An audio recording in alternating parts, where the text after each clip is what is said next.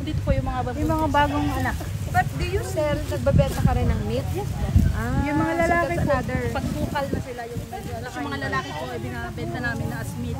Yung mga lalaki kasi mostly po dito. Alderetang kambing. Meron kang Duchenne. Na maraming goats, baka. Yan po yung mga back na ano. Ito ay may breed. Yung po ay from Australia po yung mga white yung galing sa National Dairy. Ano sila nagbigay? So, sila po nagpa-loan. Pinadami na po namin. Ngayon po parang 120 heads na yun. Yun sa mga tensukan. Yan yung ano. Okay lang po. Mga susukan. Yan yung mga barakong.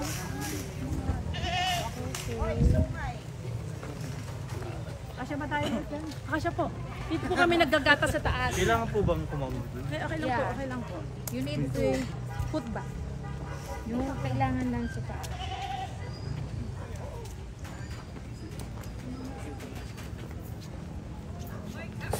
Uy, parang mahina na ako sa step. Ano nga? Matanda na ako. Practice mo. Doon sa village. Wow. Maganda na ba ang kambing? Malaki lang ba? Ay, mga bawal ng papasok. Actually, dapat. Kasi ano Tingnan lang mo, ayaw magpapasok. papasok. Nangyari.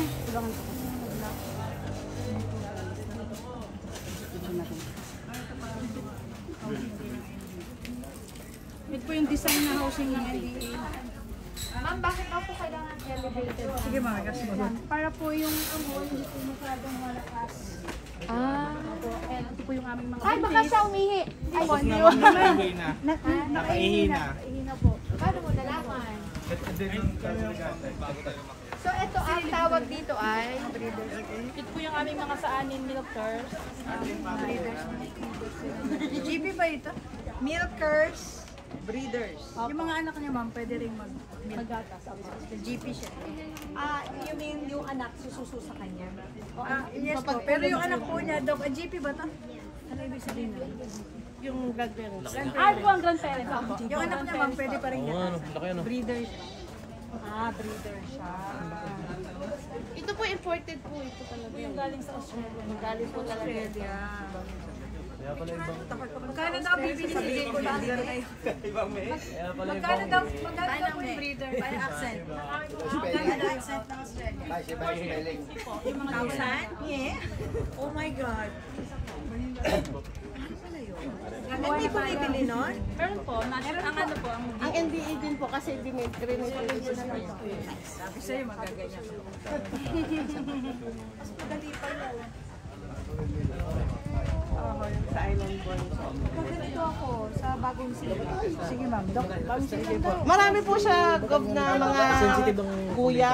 Pwede na po. Lalamigan, nainitan. Kasi yung mga maliliit.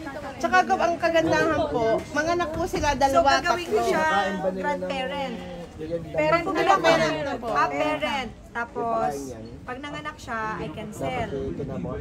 Diba? Pagka naman po puro din yung ginamit na barako, ay... Pabalik siya. Aha, pwede naman po. Masarap ba ang meat nito? Masarap din po. Pero hindi katulad ng native. Mas masarap pa rin po yung native. Mas maanggo. Mas maanggo. Mas masarap pa rin ang native sa baboy. Pero mas malaman po ito. Mas maraming. Mas malalaki po ang Sa buto. Ilocos, sa La Union, si Bisha Marquez minsan he said, nagre-request siya ng lechong kambing. Opo. Meron nga po, Kasi masarap po. nagpabili doon sa amin. Masarap daw. Para pong baka. Kaya sa kambing.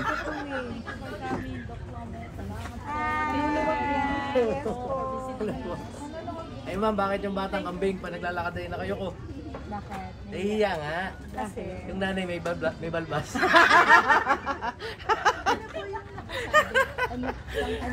Benta talaga si Mais Gum lagi sa akin. Eh, kalakad eh. Bay, nanay ko may balbas sa kakaya eh. Paano daw yun? Paano yun? yung nakasabit, pang ano nila Ito po yun? yung mineral blocks na binibigyan din po kami ni Doc Loma. Galing po sa province. For what yun? Para po sa mineral leaks nila. Yung po mga vitamins and minerals. Mineral supplement. Nakalagay lang. Nakalagay doon? Aha. Sila po yung tumitila kasi parang depende po sa need ng katawan nila. Oh.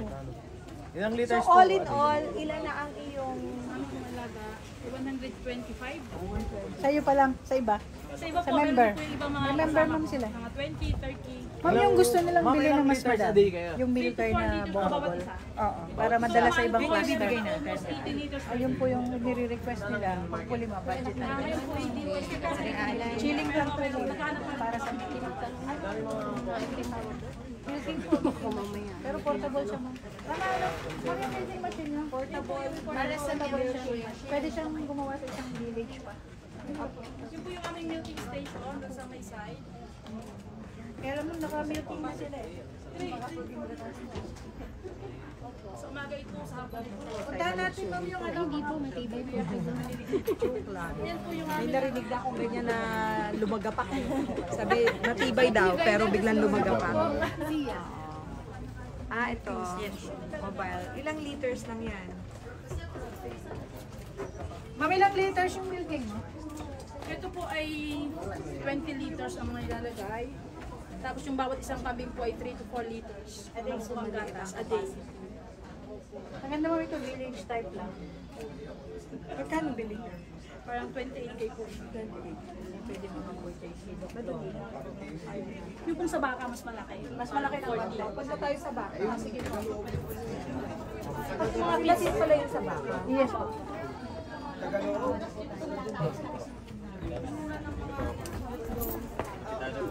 Ito po ang aming kapitana. Dati kapitana, Letty. Ninang po ito ni Kuya Buda. Taga-niing din po ako. Di ba taga dito si Henry Uri? Bagong name po. Bagong name po. Oh, magkaiba yung name at bagong name. Opo. Huwag ko itutulak. Paglagdag sa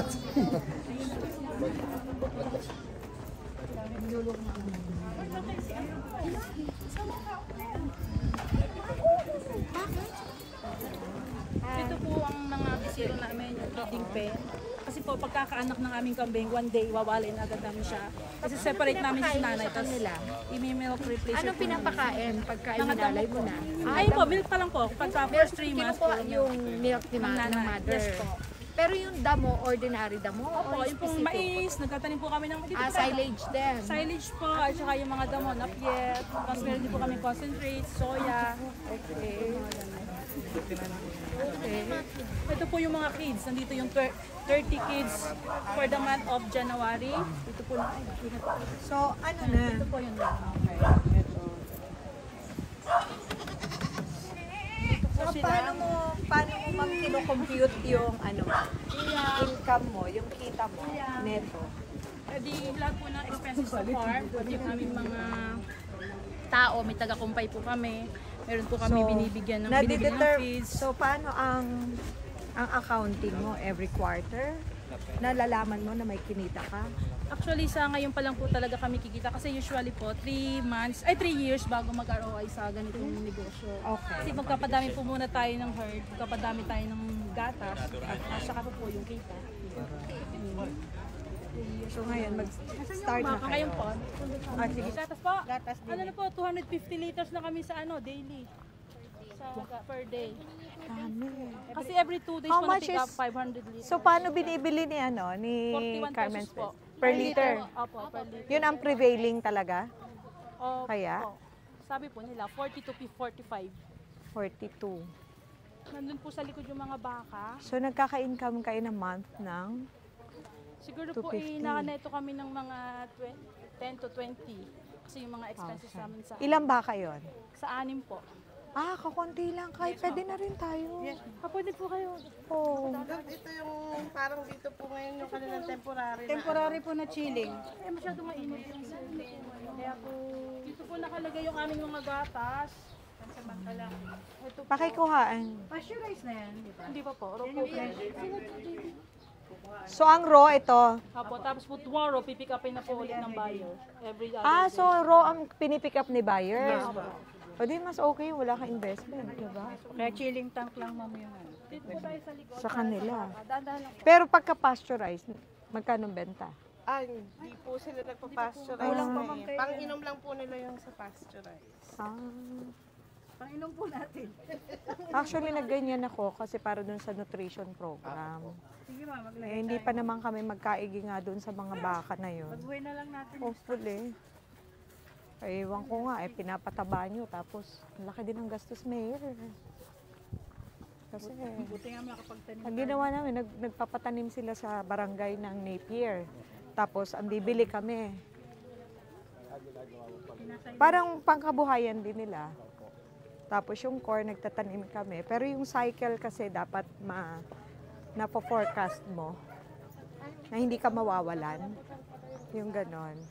Kaya sa amin maganda po yung bahay ng baka.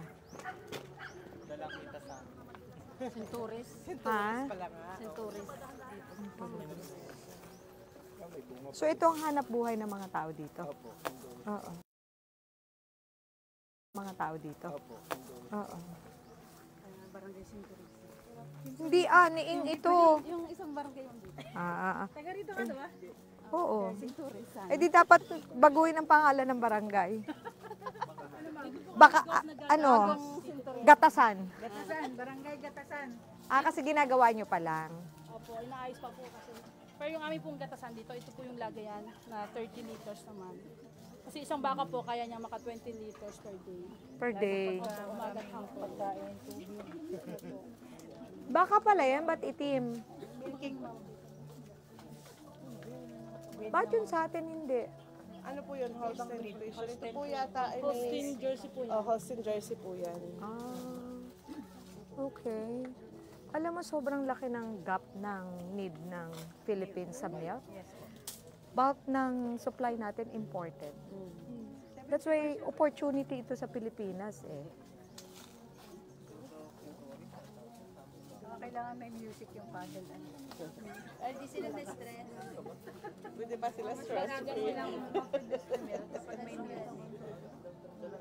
Grabe, pwede nga ganyan yung sa atin, nakakasura, di ba? Sobrang ganda ng bahay ng baka namin. Pero walang gatas. Yung ganito mo mama. Ay, sobrang stress. Nakalbo ako doon. Bakit po hindi sila Dahil yung pagkain, yung preparation, hindi po, it's hard. Hindi naka-ready. Hindi ready. Yung sustainability nung Napier, kala ko kasi damo lang ang kinakain eh. Yun pala, may special damo.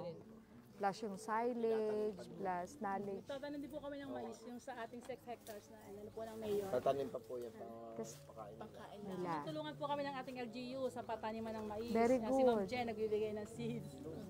Tama. Minsan ibag may mga Yun naman lupa dapat po ang inputs natin eh. Napagamit Sa kanila. ng munisipyo sa amin. Kasi Oo. pagbabayad pa masyado. Parang yung kay Attorney Mike po na dairy cut. Age nun. Diba? Malaki po ang demand ng TLCI na gatas. Kami po ang hindi makapag-supply. Malapit na kami. Maggatas na tayo. Tsaka gov yung si TLCI, gusto niya din talaga na mag-expand Yun nga pa ko, dito sa kaya Quezon. that's why sabi ko sa kanila, i-strengthen ang milk program sa Quezon kasi opportunity siya. Alam mo yun, sabi niya, araw-araw na malaking bagay yun, di ba? Every day. Tulong po sa aming mga dairy farmers kasi araw-araw. Kasi halimbawa, may dalawa siyang baka na nagmimilk. Sa isang baka ilang liter? 20 liters O po. naka 40 ka, o times mo 42, not bad, di ba? Oo. Kalahati gastos sa tao, kalahati sa... Hindi ka naman maghapon bang nagagatas? Hindi po, umagat hapon Twice lang. Umagat hapon lang eh. So may magagawa ka pang iba. Well, Gano'n siya diba? katagal sa milking machine? Mga 10 minutes lang 10 po. minutes lang po pag milking machine eh. Pagka po hand milking, mga 32. Baka po isang oras pag ano. 32 Pero yung machine po, 10 minutes lang po. parang gripo yun pag ginanon mo eh. Kaya nga eh, sige. Galingan natin sa milk. Sige po, Sabay tayo ganyan, po ha? tulong-tulong dyan, Doc. Yeah, oo. Na lagi na dito si Doc Plummer. Alam mo yun, pwede rin eh, man-known ang Quezon for milk production. Kasi there's no place in the Philippines na Kalo sa nagtaon nyo, nandiyan ang mayor si Ma'am Jen. Yeah. Tama. Kayo, man-known kayo for milk is something. Gusto po namin, Gob, kami ang kilalaning daily capital ng Oh, Quezon. see? Oh, sige, galingan nyo. Region na. Region. Kasi wala talaga masyado nagbibigay sa milk. So, Pwedeng ano na siya. project natin, di ba? Sabi ko sa inyo. Sa Sabi dairy ko ang sama ang kita. milk production. Daily ang kita sa dairy. Opo. Ah, yun ba ang tagline? Okay. Daily ang kita sa dairy. Ay, sige, magpapadami tayo.